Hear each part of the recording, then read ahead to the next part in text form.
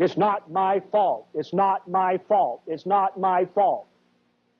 Well, whose fault is it? Well, it's they and them and there. It's the damn service department. That's their fault. It's the salesman didn't get us up. Well, get up. Quit pushing. You're in a double bind. It is your fault. You get around. You look at the Ehrlichman, the Haldeman's, and the Watergate situation. You ask him, man, why did you do it? You know what he said? The big man said so. I had to. It's not my fault. Kelly may lie. After slaughtering those women and children, interviewed, man, why did you do it? You know what he said? I had to. I just followed orders. It's not my fault. It's not my fault. It's not my fault. It's not my fault. Little kids of yours come home with bad report cards. You show them say, man, why are you getting those bad grades? Because it's not my fault. The teacher didn't teach me. Some people are blaming the stock market crash at 29 for their failures yet. It's not my fault. I went through it tough. Some say I'd be a success if it wasn't for this wife. She's just an anchor on my rear end. It's not my fault. I've got all these kids to feed. It's not my fault.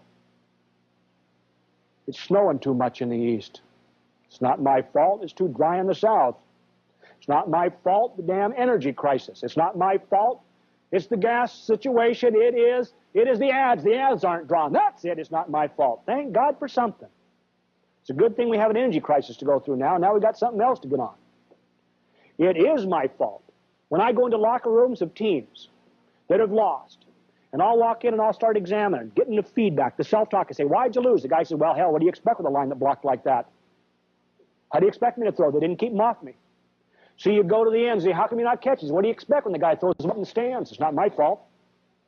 You go to the offense and say, how come you're not winning? Well, how can we win? We got to be out in the field all the time. The defense doesn't shut them off. You go to the defense and say, defense, how come you're not winning? You know what they say? What do you expect with an offense like that? They keep giving the damn ball away in bad positions. You go to the coach and say, coach, how come you're not winning? You know what he says? Hell, you heard him. What do you expect with kids like this?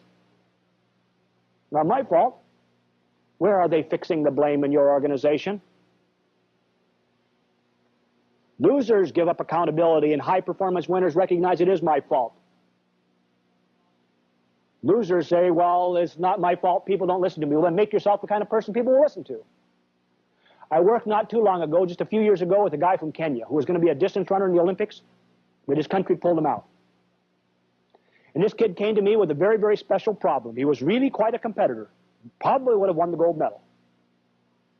He had this very serious problem, though. The serious problem was that when he got to the last quarter mile, his lungs were burned, his mind is just dizzy, and he says, I'm in excruciating pain. He said, I know I got another quarter mile to run because I hear the gun, and I know I'm going to die. He says, what can I do?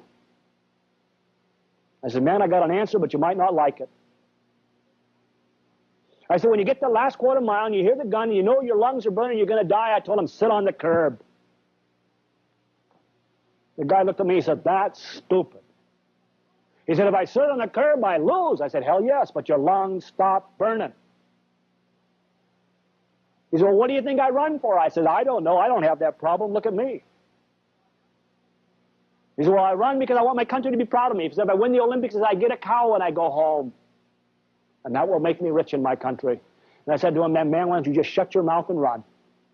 Nobody's holding a gun to your head. You are running because you want to, because you choose to, because you like it, because you love it. And if you're not, quit. You see, you physiologically, emotionally, and psychologically work to get yourself out of have-to situations.